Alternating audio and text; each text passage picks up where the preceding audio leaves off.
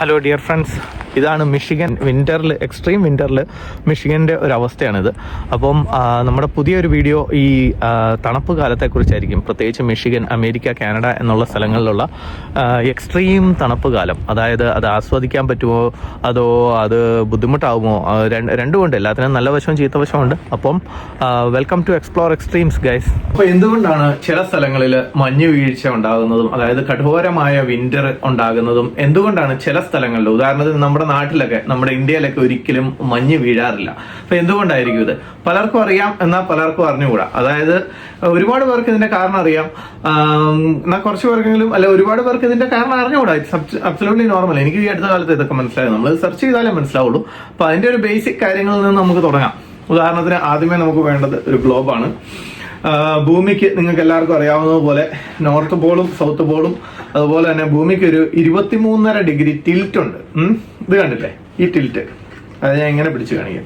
ഇത് കണ്ടോ? എൻ്റെ രണ്ട് കൈകളും ചെരിഞ്ഞാണ് ഇരിക്കുന്നത്. അതായത് ഇങ്ങോട്ട് ഇങ്ങനെ ഒരു ടിൽറ്റ് ഉണ്ട്. ഇവിടെ ഒരു ടിൽറ്റ് വരുന്നുണ്ട്, കണ്ടില്ലേ? അത് 23.5 ഡിഗ്രിയാണ് ടിൽറ്റ്.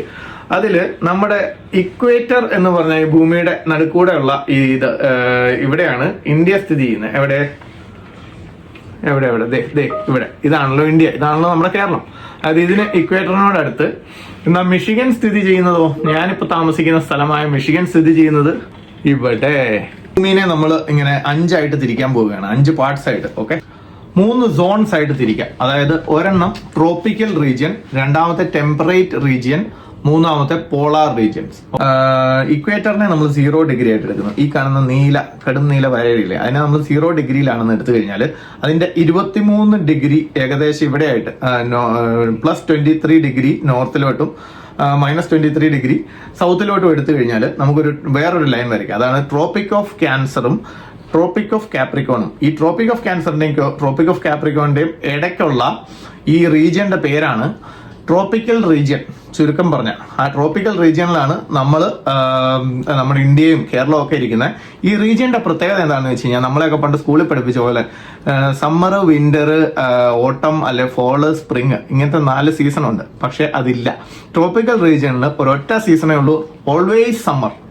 365 ദിവസവും സമ്മർ ആയിരിക്കും. ഇനി അടുത്തതായി നമ്മൾ പോളാർ റീജിയൻസിനെ കുറിച്ച് പറയാം. പോളാർ റീജിയൻസ് 2 എണ്ണം ഉണ്ട്. ട്രോപ്പിക്കൽ റീജിയൻ ഒരെണ്ണം ഉണ്ടല്ലോ, അതുപോലെ തന്നെ പോളാർ റീജിയൻസ് 2 എണ്ണം ഉണ്ട്. അതായത് ഒരെണ്ണം നോർത്ത് പോളിന്റെ ഇവിടെ, അതായത് നോർത്ത് പോൾ 90 ഡിഗ്രിയിൽ വരും. ഇക്വേറ്റർ 0 ഡിഗ്രിയിൽ നമ്മൾ എടുത്ത് കഴിയുമ്പോഴത്തേക്കും അപ്പോൾ +90 ഡിഗ്രിയിൽ നോർത്ത് പോളും -90 ഡിഗ്രിയിൽ സൗത്ത് പോളും വരും. അപ്പൊ എനിവേ അതിൽ നിന്ന് 66.5 ഡിഗ്രി ഇവിടെ ഏകദേശം ഈ ഭാഗത്തായിട്ട് ഒരു ലൈൻ വരയ്ക്കാം. അതാണ് നമ്മുടെ ആർട്ടിക് സർക്കിൾ എന്ന് പറയുന്നത്. അതായത് നോർത്ത് പോളിനോട് അടുത്ത് വരുന്ന ഒരു സർക്കിളാണ്. ഇത്രയും ഭാഗമേ വരുള്ളൂ. ആർട്ടിക് സർക്കിളിൽ നിന്ന് ഇങ്ങോട്ടുള്ള ഡിസ്റ്റൻസ് ആണ് പോളാർ റീജിയൻ. അത് നോർത്ത് പോളിൽ പറഞ്ഞുകൊണ്ട്, അതുപോലെ തന്നെ -66 ഡിഗ്രി സൗത്തിലും അന്റാർട്ടിക് സർക്കിൾ ഉണ്ട്. അതിന്റെ സൗത്ത് പോളിലോട്ടുള്ള റീജിയൻ ആണ് സൗത്ത് പോൾ. ഇത് 2 എണ്ണം ഉണ്ട്. അതിന്റെ ഇടയ്ക്ക് വരുന്ന മറ്റ് 2 റീജിയൻസും കാണുമല്ലോ, അതാണ് ടെമ്പറേറ്റ് റീജിയൻ. അതായത് നമ്മൾ 23.5 ഡിഗ്രി എടുത്ത ട്രോപ്പിക് ഓഫ് ക്യാൻസർ എന്ന് പറഞ്ഞ ലൈൻ വരുന്ന അതിന്റെയും നമ്മുടെ ആർട്ടിക് സർക്കിൾ 66.5 ഡിഗ്രിയിലുള്ള ആർട്ടിക് സർക്കിളിന്റെയും ഇടയ്ക്കുള്ള റീജിയൻ ആണ് ടെമ്പറേറ്റ് റീജിയൻ. അതുപോലെ തന്നെ ഈ താഴെ വരുന്ന -23.5 -66.5 ഇടയ്ക്ക് വരുന്ന റീജിയൻ ആണ് ടെമ്പറേറ്റ് റീജിയൻ, സദേൺ ഹെമിസ്ഫിയറിലുള്ളത്. അപ്പൊ ഇതിലെ സംഭവം എന്താണെന്ന് വെച്ച് കഴിഞ്ഞാൽ, പോളാർ റീജിയനിൽ ഇവിടെ 365 ദിവസവും തണുപ്പായിരിക്കും. നമ്മൾ നേരത്തെ പറഞ്ഞ ട്രോപ്പിക്കൽ റീജിയനിൽ പറഞ്ഞില്ലേ 365 ദിവസവും നമ്മൾ ചൂടുകാലമായിരിക്കും. അതുപോലെ നേരെ വിപരീതമാണ് പോളാർ റീജിയൻസിൽ. ഇവിടെ വർഷത്തിൽ 365 ദിവസവും നമുക്ക് തണുപ്പ് കാലമായിരിക്കും. അതുപോലെ മറ്റൊരു പ്രത്യേകത ഉള്ളത് എന്താണെന്ന് വെച്ച് കഴിഞ്ഞാൽ, ഇവിടെ നമുക്ക് 6 മാസം സൂര്യൻ അസ്തമിക്കുകയില്ല, 6 മാസം സൂര്യൻ ഉദിക്കുകയില്ല. അത്ഭുതമായിട്ട് തോന്നും. നിങ്ങൾ ഐസ്ലാൻഡ് പോലത്തെ സ്ഥലങ്ങളല്ല, ഗ്രീൻലാൻഡ് പോലത്തെ സ്ഥലങ്ങളിൽ പോയിട്ടുള്ള, അല്ല അന്റാർട്ടിക്കയിലൊക്കെ പോയിട്ടുള്ള ആൾക്കാരോട് ചോദിച്ചാൽ മതി, അവിടെ സൂര്യൻ അസ്തമിക്കുന്ന പരിപാടിയില്ല. സമ്മറിൽ ചെന്ന് കഴിഞ്ഞാൽ, വിന്റർ ടൈമിൽ, നമ്മുടെ വിന്ററിൽ ചെന്ന് കഴിഞ്ഞാൽ അവിടെ സൂര്യൻ ഉദിക്കുന്ന പരിപാടിയില്ല, ഫുൾ ടൈം രാത്രിയായിരിക്കും. അപ്പൊ അതിന്റെ ഇടയ്ക്ക് വരുന്ന ഈ റീജിയൻ ഉണ്ടല്ലോ, നമ്മുടെ ടെമ്പറേറ്റ് ക്ലൈമറ്റ്, അതിൽ വരുന്ന സ്ഥലമാണ് ഈ മിഷിഗൻ. ഇവിടെയാണ് നമ്മൾ ശരിക്കും സമ്മർ, വിന്റർ, ഫോള്, അതുപോലെ സ്പ്രിങ്, ഈ സീസൺസ് ഒക്കെ ഉള്ളത്. അപ്പം അതുപോലെ തന്നെയാണ് നമ്മൾ ബ്രിട്ടീഷുകാർ കൊണ്ടുവന്ന നമ്മുടെ സ്കൂൾ സിസ്റ്റത്തിൽ നമ്മളെ 4 സീസൺസ് പഠിപ്പിക്കുന്നതുകൊണ്ടാണ് നമ്മൾ ഇത് പഠിക്കുന്നത്. അല്ലെ നമ്മൾ ട്രോപ്പിക്കൽ നാട്ടിൽ ജീവിക്കുന്ന, കേരളത്തിൽ ജീവിക്കുന്ന നമുക്ക് ഈ സീസൺസ് ഒന്നും നമുക്ക് ഫീൽ പോലും ചെയ്യില്ല. നമുക്ക് ആകെ അറിയാവുന്ന മഴക്കാലം, ചൂടുകാലം. അപ്പോൾ coming back to the point, സീസൺസിന്റെ കാര്യം. അപ്പം നമ്മൾ 2 തീയതികൾ എടുക്കാം 6 മാസത്തിന്റെ ഇടവേളയിൽ. 1 ജൂലൈ 1, 2 ജനുവരി 1. ഓക്കെ, ജൂലൈ 1 ദിവസം ഇപ്പം നിങ്ങൾ നമ്മുടെ ക്യാമറയാണ് സൂര്യൻ എന്നിരിക്കട്ടെ. അതായത് നിങ്ങൾ കാണുന്ന സൂര്യന്റെ ഭാഗത്തുനിന്ന് ഭൂമിയിലേക്ക് നോക്കുകയാണ്. അപ്പോൾ ഈ ടിൽറ്റ് ഇതാ ഇങ്ങനെ ഇരിക്കും. അതായത് ഇതാണ് നോർത്ത് പോള്. ഭൂമി ഇതാ ഇങ്ങനെ ഇരിക്കും ജൂലൈ 1-ാം തീയതി, അതായത് പീക്ക് സമ്മറിൽ. അതിന്റെ അർത്ഥം ഇവിടെ ഇങ്ങനെ കറങ്ങുന്ന ഭൂമിയിൽ അവിടെ നിന്ന് ഒരു ടോർച്ച് അടിക്കുകയാണെന്ന് വിചാരിക്കുക. ഇവിടെ 24 മണിക്കൂറും ലൈറ്റ് കാണും ജൂലൈ 1-ാം തീയതി. അതേസമയം ഈ സൗത്ത് പോളിൽ 24 മണിക്കൂറും കൂരിരുട്ടായിരിക്കും ജൂലൈ 1-ാം തീയതി. ഇനി ഈ ഭൂമി ഇതുപോലെ തന്നെ കറങ്ങി 6 മാസം കഴിയുമ്പോൾ നിങ്ങളുടെ ആ ക്യാമറയുടെ പുറകിലെത്തുമല്ലോ, അതായത് നിങ്ങളുടെ തലയുടെ പുറകിൽ. അപ്പോൾ നിങ്ങൾ തല തിരിക്കും അല്ലേ? അപ്പോൾ അതെ ഭൂമി നിങ്ങൾ ഇങ്ങനെ കാണുമല്ലോ. അപ്പോൾ ഇവിടെ സംഭവം ഇങ്ങനെ ടിൽറ്റ് ചെയ്തിരിക്കുന്നതുകൊണ്ട് സൗത്ത് പോളിൽ ജനുവരി 1-ാം തീയതി 24 മണിക്കൂറും വെളിച്ചം കാണും. നോർത്ത് പോളിൽ കണ്ടോ, നിങ്ങൾക്ക് കാണാൻ പറ്റുന്നില്ല. അതിൻ്റെ അർത്ഥം ലൈറ്റ് അവിടെ നിന്ന് ഒരു ടോർച്ച് അടിക്കുകയാണെങ്കിൽ നോർത്ത് പോളിൽ 24 മണിക്കൂറും ഇരുട്ടായിരിക്കും. അപ്പോൾ അത് തന്നെ നമ്മൾ മിഷിഗണിൽ, അതായത് ടെമ്പറൽ ക്ലൈമറ്റ് എന്ന് നമ്മൾ നേരത്തെ പറഞ്ഞ സ്ഥലത്ത് ജനുവരി 1-ല് രാത്രികൾ കൂടുതലായിരിക്കും, കാരണം ലൈറ്റ് ഇങ്ങനെയല്ല അടിക്കുന്നത്. അതുപോലെ പകൽ ചെറുതായിരിക്കും. അതുപോലെ ജൂലൈ 1-ാം തീയതി മിഷിഗണിൽ രാത്രികൾ വളരെ ചെറുതും പകൽ ഏകദേശം 16 മണിക്കൂർ അല്ലെ ഒരുപാട് ടൈം കാണും. 9:30 ആകുമ്പോഴേ ഉള്ളൂ, അല്ലെങ്കിൽ 10 മണിയൊക്കെ ആകുമ്പോഴായിരിക്കും ചിലപ്പോൾ സൂര്യൻ അസ്തമിക്കുന്നത്. അതാണ് ടെമ്പറൽ ക്ലൈമറ്റിന്റെ ഡിഫറൻസ്. ഇനി നമ്മുടെ ഇന്ത്യ എടുത്താലോ, ഇന്ത്യയിലോ വലിയ ഡിഫറൻസ് ഒന്നുമില്ല. രാത്രിയും പകലും ഏകദേശം 10-നും 12-നും മണിക്കൂറിനും ഇടയ്ക്കിരിക്കും. വലിയ ഡിഫറൻസ് ഇല്ല, കാരണം ഇവിടെ എപ്പോഴും ഇപ്പോൾ സൂര്യൻ അടിക്കുന്നു, ഇപ്പോൾ പുറകിൽ വരുമ്പോൾ ഇരുട്ടാവും. അപ്പോൾ ചുരുക്കം പറഞ്ഞാൽ ഞാൻ പറഞ്ഞു വരുന്ന സംഭവം എന്താണെന്ന് വെച്ച് കഴിഞ്ഞാൽ USA, കാനഡ, UK, യൂറോപ്പ് ഇങ്ങനത്തെ സ്ഥലങ്ങളിൽ ടെമ്പറൽ ക്ലൈമറ്റ് ആണ്, അതായത് ടെമ്പറൽ സോൺസ്. അതുകൊണ്ട് തന്നെ നമുക്ക് 4 സീസൺസും നമുക്ക് എക്സ്പീരിയൻസ് ചെയ്യാൻ പറ്റും. 4, അതായത് തണുപ്പ് കാലങ്ങളിൽ നമുക്ക് പകല് കുറവായിരിക്കും, നല്ല കൊടും തണുപ്പായിരിക്കും, സ്നോ വീഴ്ച ഉണ്ടാവും, നല്ല തണുപ്പായിരിക്കും. പുറത്തിറങ്ങി കഴിഞ്ഞാൽ -10, -20 ഡിഗ്രി സെൽഷ്യസ് വരെയൊക്കെ ആയിരിക്കും താപനില. അത് ഭയങ്കര തണുപ്പ്, ഫ്രിഡ്ജിനേക്കാളും ഫ്രീസറിനേക്കാളും തണുപ്പ്.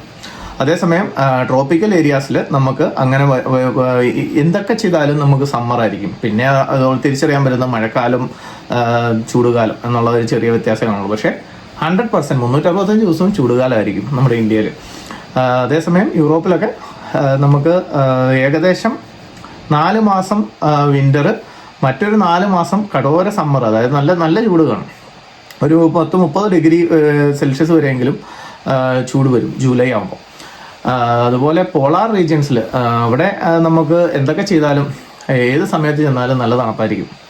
അതേസമയം വിൻ്ററിൽ കടോര തണുപ്പ് -20 ഡിഗ്രി സെൽഷ്യസ്, സമ്മറിലാണെങ്കിൽ ഒരു 10 ഡിഗ്രി സെൽഷ്യസ്.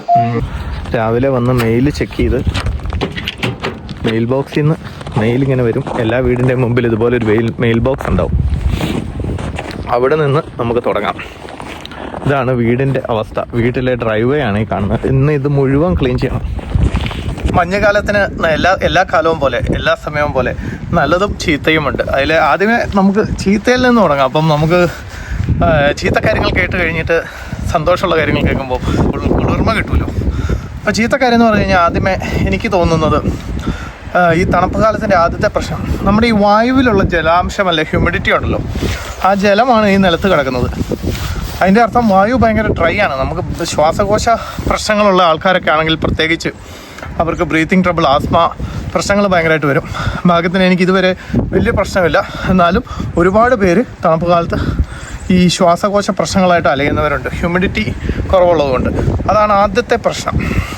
അതുവരെ നമ്മൾ ഹ്യൂമിഡിഫയർ എന്ന് പറഞ്ഞ സംഭവമൊക്കെ വീട്ടിൽ സെറ്റ് ചെയ്ത് കിടന്നുറങ്ങുമ്പോഴൊക്കെ ഹ്യൂമിഡിറ്റിയൊക്കെ വീടിനകത്തെങ്കിലും ഇമ്പ്രൂവ് ചെയ്യാനൊക്കെയാണ് നമ്മൾ ശ്രമിക്കേണ്ടത്.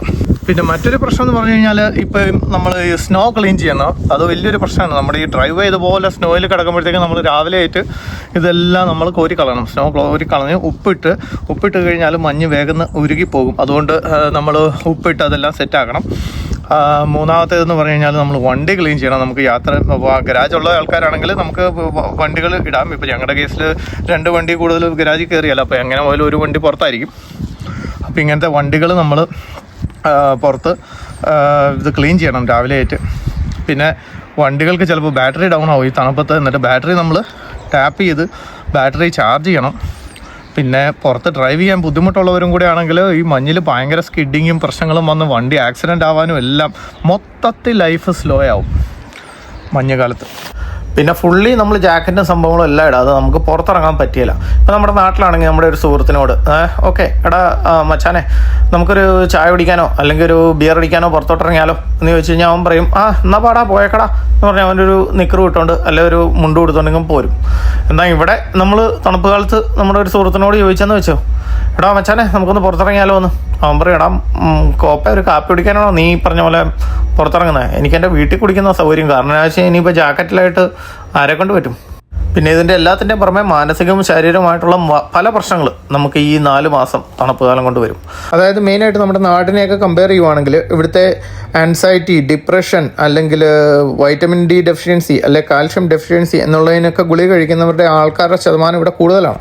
ഒരുപാട് ഞാൻ നെഗറ്റീവ് അടിച്ചു കഴിഞ്ഞാൽ നിങ്ങൾ ലോകം മുഴുവൻ നെഗറ്റീവാണെന്ന് വിചാരിക്കും. അപ്പോൾ എനിക്ക് കുറച്ച് പോസിറ്റീവായിട്ടുള്ള വശങ്ങളും പറയാനുണ്ട്. നമ്മൾ തണുപ്പുള്ള സ്ഥലത്ത് നമ്മൾ പ്രത്യേകിച്ച് ഒരു മലയാളിയുടെ പോയിന്റ് ഓഫ് വ്യൂവിൽ നോക്കുമ്പോൾ, അതായത് എൻ്റെ പേഴ്സണലായിട്ടുള്ള അഭിപ്രായത്തിൽ പറയുകയാണെങ്കിൽ ജീവിതത്തിൽ ഒരിക്കലെങ്കിലും നമ്മൾ ടെമ്പറേറ്റ് ക്ലൈമറ്റ് എക്സ്പീരിയൻസ് ചെയ്യുക. അതായത് നമുക്ക് മിഷിഗൻ അല്ലെ കാനഡ, USA പോലത്തെ സ്ഥലങ്ങൾ അല്ലെ യൂറോപ്പ് പോലത്തെ സ്ഥലങ്ങളിൽ വരാൻ പറ്റിയില്ലെങ്കിൽ പോലും നമ്മൾ ജമ്മു കാശ്മീർ അങ്ങനെ ഏതെങ്കിലും സ്ഥലത്ത് പോയി ഈ മഞ്ഞ് വീഴ്ച ഇതൊരു അനുഭവമാണ് സുഹൃത്തുക്കളെ. നമ്മൾ ജീവിതത്തിൽ ഒരിക്കൽ ആദ്യമായിട്ട് പ്രത്യേകിച്ച് എക്സ്പീരിയൻസ് ചെയ്യുമ്പോൾ ഇതൊരു ഭയങ്കര അടിപൊളി അനുഭവമാണ്. എനിക്ക് ഇതിലും കൂടുതൽ എനിക്ക് ശബ്ദം കൊണ്ട് വർണ്ണിക്കാൻ പറ്റില്ല. നിങ്ങൾക്ക് എൻ്റെ ശബ്ദം മനസ്സിലാവുകയാണെങ്കിൽ ഭയങ്കര അടിപൊളി അനുഭവമാണ്.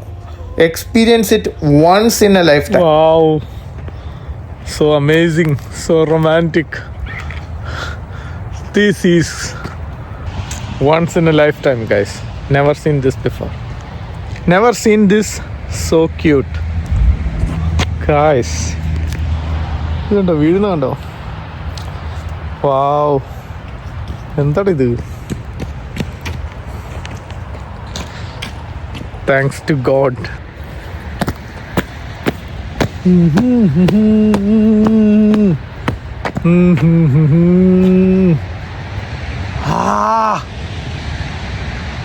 പണ്ട് ആലിപ്പഴം എന്ന് പറഞ്ഞ സാധനം കാത്ത് ഞാൻ കിടങ്ങൂർ എൻ്റെ വീട്ടിൽ വർഷങ്ങൾ കാത്തിരുന്നിട്ടുണ്ട്.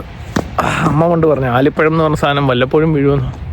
ഇത് എല്ലാ ദിവസവും വിൻ്ററിൽ ഇത് ആലിപ്പഴമല്ല, ഇത് ആലിപ്പഴ പെരുമഴയാണ്. മലര്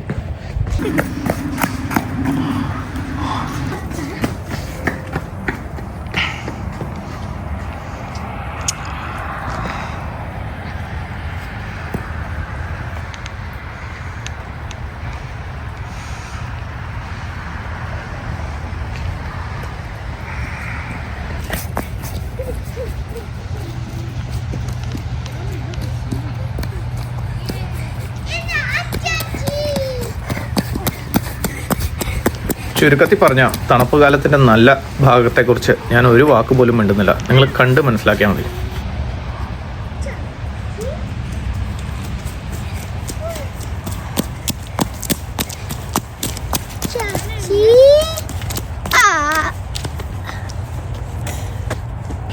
പിന്നെ തണുപ്പ് കാലത്ത് വേണമെങ്കിൽ ഇത് ഇതുപോലെ നല്ല സൂപ്പർ മാഗിയൊക്കെ ഉണ്ടാക്കി കഴിക്കാം.